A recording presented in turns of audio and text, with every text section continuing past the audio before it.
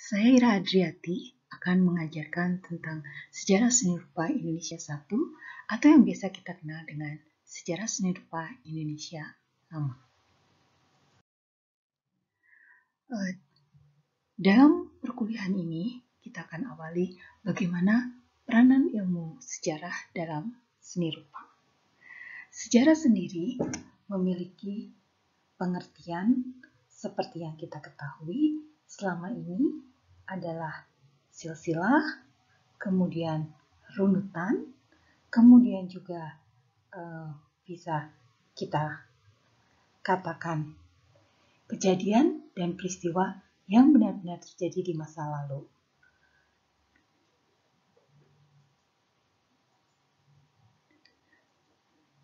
Selanjutnya, ilmu sejarah merupakan pengetahuan atau uraian tentang peristiwa dan kejadian yang benar-benar terjadi di masa lampau.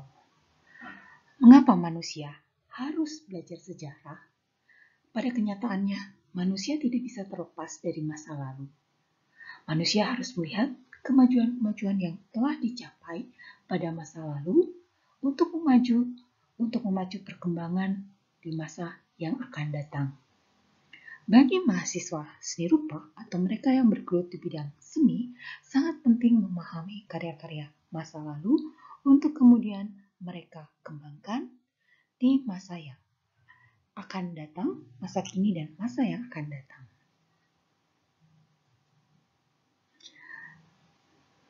Di sini saudara bisa melihat tulisan di era Mesir ataupun kemudian menjadi kumpulan apa yang ada di dalam era Mesir ini kemudian dikumpulkan menjadi sebuah pengetahuan atau uraian tentang peristiwa dan kejadian yang terjadi di masa lalu dalam hal ini huruf-huruf di era masa periode Mesir. Tujuan kuliah sejarah tadi untuk mengetahui, memahami perkembangan seni rupa Indonesia masa prasejarah hingga akhir Hindu-Buddha di Indonesia. Masa prasejarah tentu saja mencakup dari masa zaman batu hingga zaman logam. Kemudian juga akan melihat bagaimana akhir dari periode Hindu-Buddha di Indonesia. Jika di sekolah menengah hanya sampai batas mengetahui, maka di tingkat perguruan tinggi mahasiswa diminta untuk memahami bagaimana pergeseran dari satu era ke era berikutnya. Kemudian juga setelah mengetahui, memahami, maka membina kemampuan untuk menghayati, menganalisis, dan menerangkan tentang seni rupa Indonesia. Artinya, seorang mahasiswa diharapkan bisa menjelaskan mengapa sebuah visualisasi yang dibuat oleh masyarakat di era prasejarah hingga era akhir Hindu-Buddha tersebut. Artinya juga memperluas wawasan tentang karya seni rupa Indonesia lama dan juga kesinambungannya di era masa kini. Pengetahuan-pengetahuan tadi dan proses memahami tadi diharapkan membuat seseorang menjadi sangat paham atau memahami bagaimana karya seni rupa Indonesia lama tersebut dan mengaplikasikannya dalam berbagai karya seni atau mendorong keinginannya untuk melakukan riset-riset yang berkaitan dengan seni rupa Indonesia lama. Hal ini sangat penting karena Indonesia memiliki potensi yang paling besar dari karya-karya masyarakat di era prasejarah dan berkesinambungan di era seni rupa Hindu-Buddha, bahkan saat ini yang kemudian kita kenal sebagai karya-karya seni tradisi. Jadi ini merupakan mata kuliah wajib yang bisa memperkaya wawasan mahasiswa, juga memperkenalkan Indonesia ke dunia internasional. Satuan acara pengajaran terbagi dalam dua bagian utama. Bagian pertama berkaitan dengan karya-karya di prasejarah mulai dari zaman batu tua hingga zaman logam. Penjelasan akan dimulai dari asal-usul bangsa Indonesia, kemudian religi bangsa Indonesia. Ini sangat penting ketika seseorang ingin memahami bagaimana makna visual dari karya-karya seni tradisi Indonesia yang tidak terlepas dari religi asli bangsa Indonesia itu sendiri.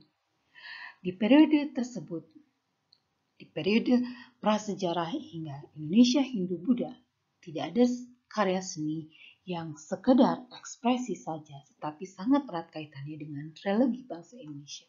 Oleh karena itu, mahasiswa harus memahami tentang konsep religi bangsa Indonesia. Minggu berikutnya kita akan melihat secara kronologis perkembangan seni rupa prasejarah berdasarkan kurun waktu. Minggu kelima akan melihat bagaimana hasil karya dari seni rupa prasejarah di Indonesia. Minggu ke-6 dan 7 akan dipilih sampel-sampel yang memperlihatkan kesinambungan seni rupa prasejarah di Indonesia, dan bagian pertama ini diakhiri dengan ujian tengah semester. Setelah ujian tengah semester, kita akan memasuki penjelasan mengenai religi Hindu-Buddha di Indonesia. Konsep agama harus dipahami terlebih dahulu, baru kemudian kita akan bisa mengerti tentang visualisasi yang muncul di dalam era tertentu tadi. Dari sekian banyak karya seni di periode Hindu-Buddha, maka dipilih sampel berupa artefak candi dan juga patung-patung yang ada di candi. Mengapa memilih candi tersebut? Karena artefak tersebut memang banyak atau sudah banyak ditemukan oleh para arkeolog dan sudah dikonservasi, sehingga memudahkan kita untuk memahami bagaimana karya seni rupa Indonesia di periode Hindu. Kemudian kita akan melihat diawali dari Jawa Tengah, Jawa Timur, kemudian di minggu ke-12 kita akan membandingkan keduanya. Apakah ada persamaan atau perbedaan, dan dilanjutkan dengan seni rupa Hindu periode Jawa Bali, dan minggu ke-14 dan ke-15 merupakan akhir dari perkembangan seni rupa Indonesia Hindu periode di Jawa Tengah, dan ditutup dengan ujian akhir. Pustaka yang dapat saudara ambil mulai dari catatan kuliah yang dituliskan oleh dosen mata kuliah ini, kemudian buku Clary Hall, Melacak Jejak Perkembangan Seni di Indonesia, kemudian Indonesian Heritage di 2 edisi, Religion and Ritual and Ancient History. Kemudian untuk memahami tentang konsep-konsep religi asli Indonesia, maka saudara dapat melihat Agama Asli Indonesia yang ditulis oleh Rahmat Subagja. Selain itu juga saudara bisa memahami konsep dari budaya Indonesia lama dalam buku Yakob Sumarjo, Arkeologi Budaya.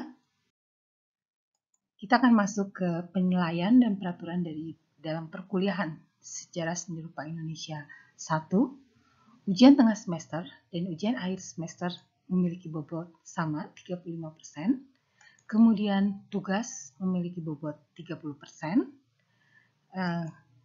Sedangkan absensi minimal kehadiran 80%, dan saudara harus hadir paling telat jam 7.15.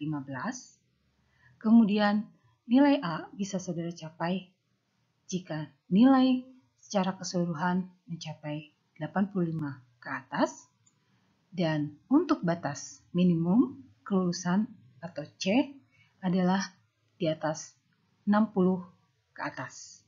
Demikian pemaparan perkuliahan dari tujuan hingga penilaian.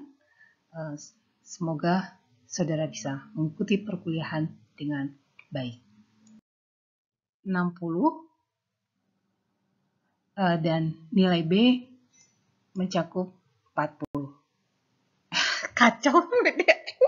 Salah, jadi nggak ada B-nya teh.